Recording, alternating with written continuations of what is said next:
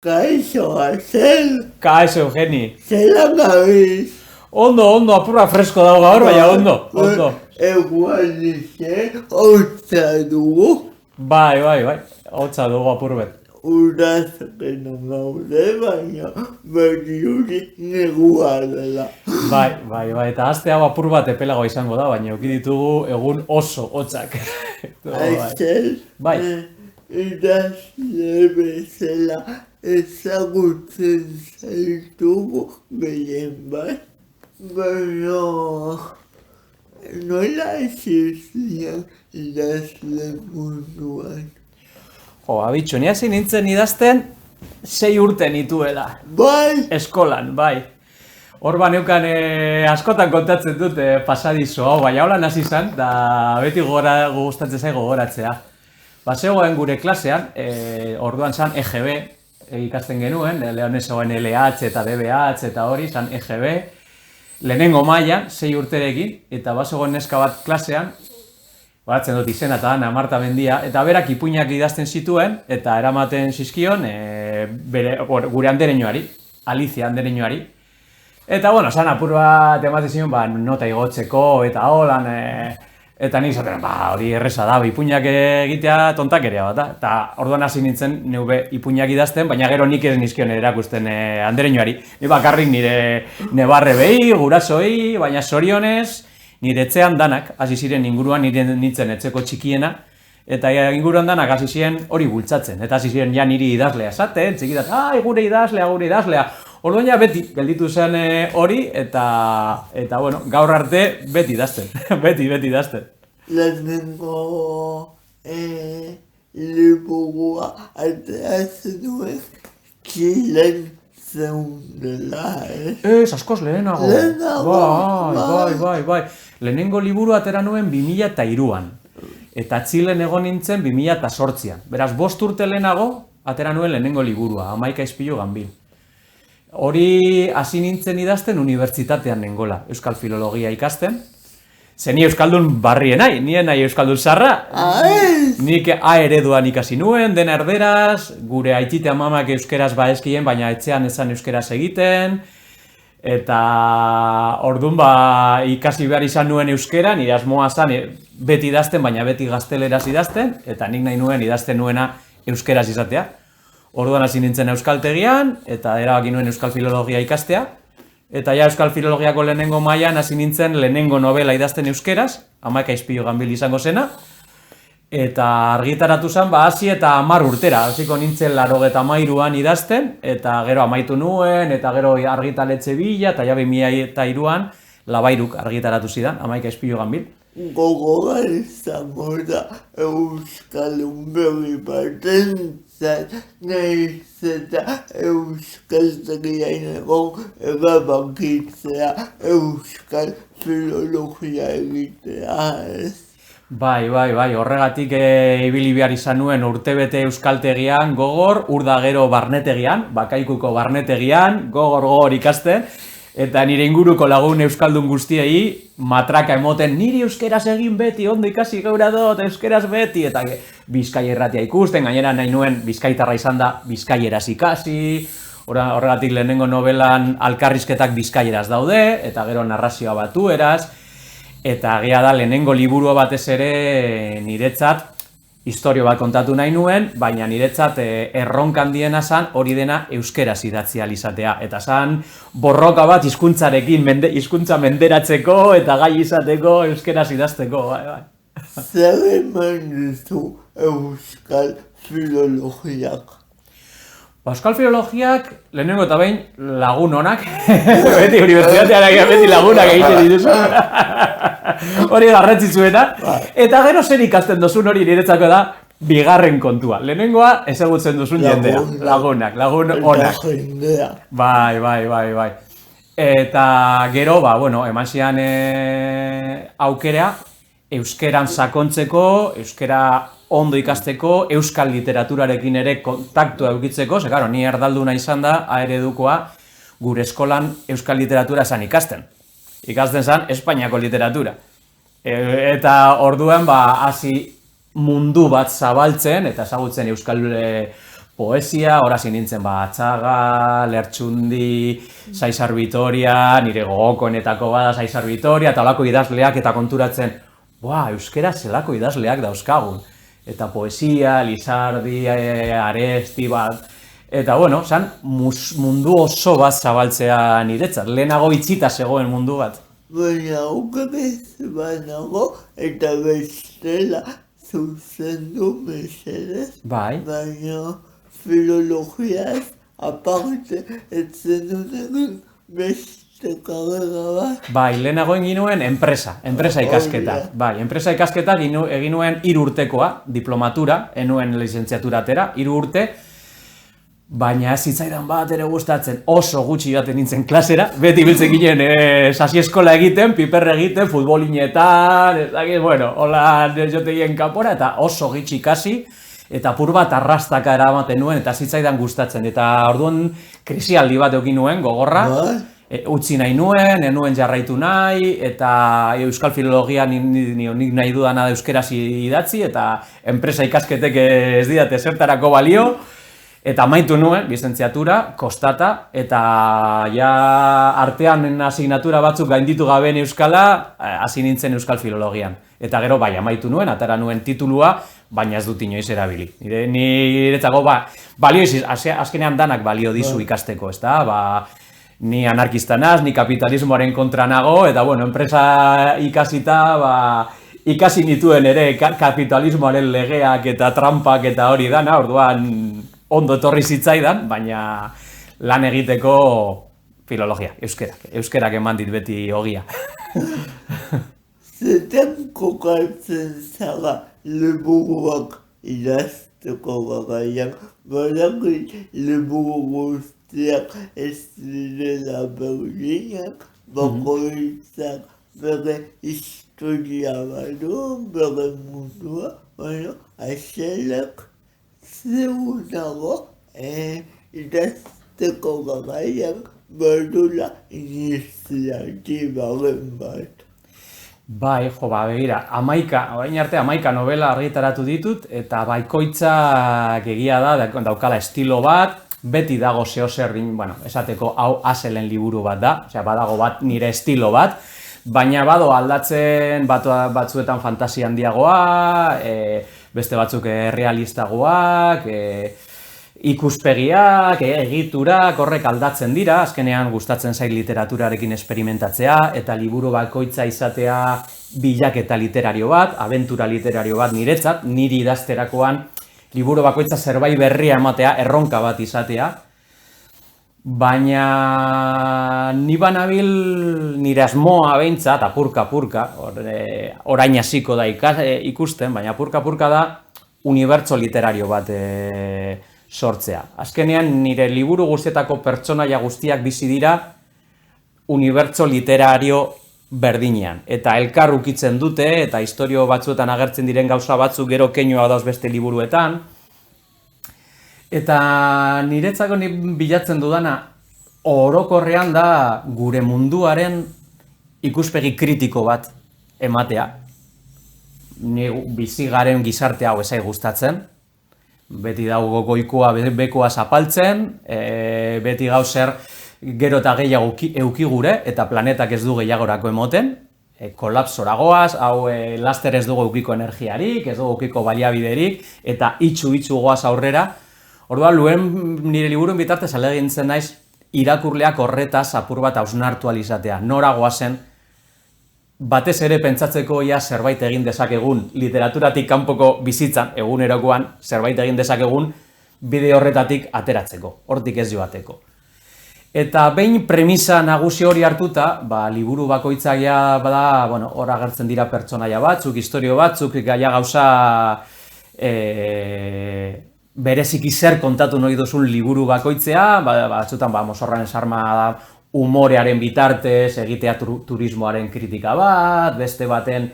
Baina, da, gero pertsonaiak sortzen dira, zure burmuine sortzen dira hor pertsonaiak, eta gero eurek eroaten zaituzte askotan bizia hartzen dute, eta eskatzen dizute istorio bat, zehose bat izateko, ezta? Eta egibidez, baiketaren kasuan, zertan kokatzen zara. Karo, bahiketa hasi nintzen idazten Buenos Airesen nengoela. Orduan, azkenean idazlearen esperientziek elikatzen dituzte liburuak, ezta? Buenos Airesen egon nintzen 2012an iritzi berri nengoen, orduan baneukan neskalagune txiletarra, eta lagunbiren etxean, eman ziguten ostatu lagunbik euren etxean, bolada baterako, eta hor sortu zen, bane nire neskalaguna bueltatu zen Txilera, eta nire lagun honek azbizekaz, eta egun baten eukin nuen esperientzia ez oso polita porro bat erreta, marihuanagaz, Badakit. eta hor etorri zen ideia bat, niri zelan desordenatzen zitzaidan denbora, nire buruan momentu horri izan zen latza, baina balio izan zidan behin pasatutakoan egitura literario bat pentsatzeko, ezta? Apurbet, ni momentu hartan egon nintzen bezala dabilen pertsonaia bat, baina beti dabilena holan, apur bat denbora desantolatzen zaiona, desordenatzen zaiona, eta, Buenos Airesen egonda, nahi nuen Buenos Airesen kokatu, apur bat hango nikan ezagututako giroei, jendeari, esperientziei apur bat, omenaldi apur bat egin, eta gero pertsonaia horren bitartez, eta haren lagunaren bitartez, hori da Edu, ezta? Nire burua nirea bezala dabilena, momentu hartan da Edu, eta hor sortu ziren lagun bi, Edu marxista eta matxin desagertutakoa, baitua ote da, hori desagertutakoa, anarkista, eta orduan horre esan, joku dialektiko bat ere sortu alizateko, ezta? Ni anarkista naiz, baina harremana daukat marxista askorekin, eta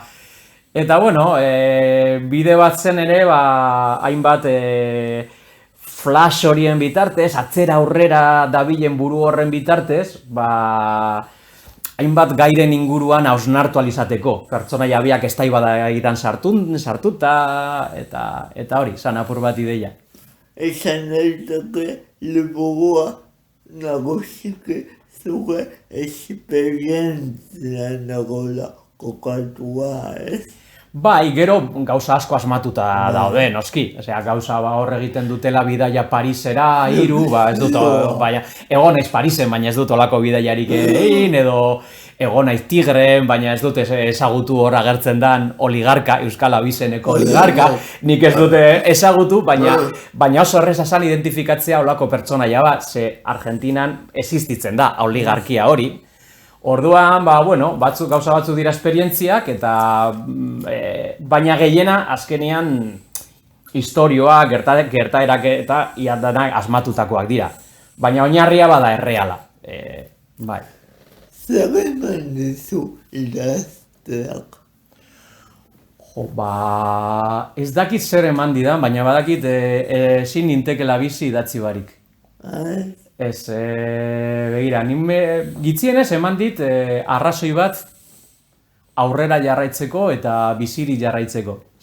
Nik beti dauzkat gero liburu, esaten dizudan ez, ni banabil unibertsitate literario bat osatu nahian. Ordan badauzkat pieza batzuk, hasi zen 2003ko 11 izpilu ganbil horrekin, hor ja badauz piezatxo batzuk, puzzle bat osatzen, eta oraindik falta dira pieza batzuk nire puzzlea osatzeko. Orduan ez dut hil nahi puzzle hori osatu gabe. Orduan idazteko hori daukadan bitartean, bizi nahi dut. Amaitu nahi dut nire proiektu literarioa. Orduan gitzienez eman dit arrazoi bat beti aurrera jarraitu nahi izateko. Aizel, eskerbenduga ematen dit, apurbet esatea baino esan bidoz. Sentitzen dut pila bat, literatura alde batera utzita, musikan ere ikusi zaitugu, Bai. Bai. Musikan ere ibili naiz. Bai, punka egiten, ni punka naiz, eta bai, hemen punkamine taldean, ibili nintzen zenbait urtez, Galdakao inguruan entzeatzen genuen, eta hainbat kontzertu egin genituen, disko bat grabatu eta gero Buenos Airesen ere hor kantaria nintzen, Ni beti ino musikariak nire ingurukoak dira, ni ez nahi musikaria. Nik ez dakit musikaz ezer, baina gustatzen zait, eta badakit oihukatzen, kantatzen ez nahi kantari ona, baina badakit oihukatzen. Eta bai, Argentinan gero Trio Ternuran, bajua jotzen, ez dakit bajua jotzen, baina jo nuen. Baina, segurunago, talde horiek pila bat emango zizutela profesional bien. Bai. Eta lehenengoa berriro unibertsitaten bezala. Eman didaten onena lagunak izan dira. Lagunak. Niretzako bai punkaminen, bai Trio Ternuran, ginen lagun talde bat. Bestela ez dauka zentzurik. Zure ingurukoak ez badituzu maite, ez badago hor zerbait harreman on eta sendo bat, niretzako ez dauka zentzurik talde baten egotea. Orduan, eman didan handien nagusiena dira lagunekin izandako esperientziak, bai entzeguak, gure lokalean, elkarrekin emandako ordu horiek, gure arteko eztabaida zentzu honean, musikaz, bizitzaz, politikaz, eta beti giro hori, zerbezak alkarrekin hartu, gero kontzertuak, eta bai, eman didan handia da. Baina, ni bizi naiteke musikarik egin barik, baina ezin naiteke bizi idatzi barik. Horregatik, ni musika egin dut, baina ez nahi musikaria. Baina idazlea naiz, idaztea da behar dudana bizitzeko. Baina, nola esatu zinen musika mundua? Gira, ni 15-16 urterekin hasi nintzen punkarekin. La Polla Records, Siniestro Total, Kortatu, bai, karo, uleak puntan, nintzen kandadue, ikusten duzu, bota militarrak, ja eskolan errebeldea, beti irakasleen kontra, gurasoekin beharazo, eta beti kalean, kontzertuak, eta lehenengo momentutik gaina punkaren zena bera da egizu zeuk. Orduan ez da bakarrik punka izan eta punka entzun. Lehenengo momentutik zuk ere egin nahi duzu punka, egin nahi duzu zure ahotsa atera nahi duzu. Oihu egiteko gizarteari, munduari zer ezaizun gustatzen. Eta beti oki genuen asmo hori, baina nekien ezer jotzen, eta nire lagunek ere ez, orduan hasieran izan zen nahi bat, baina ezin genuena bete. Eta ja, nahiko nagusi, neuzkan lagun batzuk musika munduan ibilitakoak. Jonu, kantaria bai kantautore, bai punk munduan, Santi Salvador, gero Goya irabazi duena musikagatik, eta bueno, nire lenguzu bat, gaizka, eta horre erabaki genuen talde bat egitea eta punka egitea euskeraz. Gaina nik neukan punk, anarkista eta euskeraz, hori izan nire zera. Eta holan, hasi ginen, apur bat jolasean bezala, gero egon ziren aldaketak, batek ezin zuen jarraitu, etorri ziren beste batzuk, eta bueno, ja hor sartuta zauz. Baina, suposatzen dut, garaia jaita punka etzeon, bueno, ondo ikusita edo. Gaztean nintzenean, ez, gero onartuago onda, baina ni gogoratzen naiz gaztean nintzenean 15 urterekin, baina horrek ematen zidan plazer apur bat. Ni joaten nintzen kaletik, eta hori nire uleak, dana jaboiagaz, dana puntan, kandadua, botak, amengo txupa, txapaketa, eta jisten nintzen Begoñatik alde sarrera, eta ikusten nuenean jende nagusia batez begiratzen zidala, kurbak, ni sentitzen nintzen, zen hori, punk jarrera hori, orduan esan apurbet ez gauz onartuta eta horregatik gara punkak, ez gauzelako onartuta. Azken finean punkak zer esan nahi du, zaborra, eta gu sentitzen ginen, gu gara gizarte honetako zaborra. Gu gara haiek nahi ez dutena, eta hemen gaude potroak ukutzeko. Eta bueno, jarrera azkenean da alkarre elikatzen duen kontu bat, bai? Aizen uzagaga, gu jarraituko zaitugu orain idazketan eta urelako musika munduan, baina ala da guztizare jarraituko zaitugu eta mila esker etostea gati benetaz. Mila esker zuri, Eugenio, egon bidatzeagatik. Berrirore, zer da honena beti? giza esperientzia. Elkar ezagutzia, eta hori da beti handiena, pertsonak. Bidaliko diego jendeai musua hundi bat. Bai, noski. Venga, Bai, eski. Agur. Agur, beste bat arte.